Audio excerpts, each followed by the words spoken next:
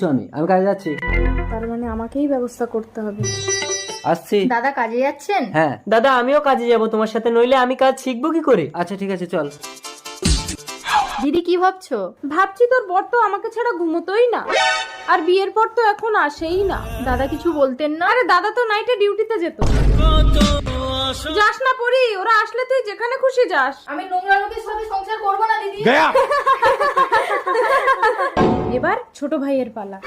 কাজ থেকে এলাম। মিতা পরি দেখো না ছোট আমার সাথে ঝগড়া করে আমাকে মিথ্যে বদনাম দিয়ে পালিয়ে গেল। আমার নাকি ঠাকুরপুর সাথে লাইন আছে। কি?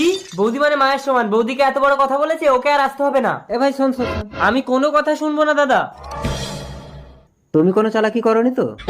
ভগবান তুমি আমাকে তুলে নাও গো। ঠিক আছে নাটক বন্ধ করো চলো। কিছুদিন পর।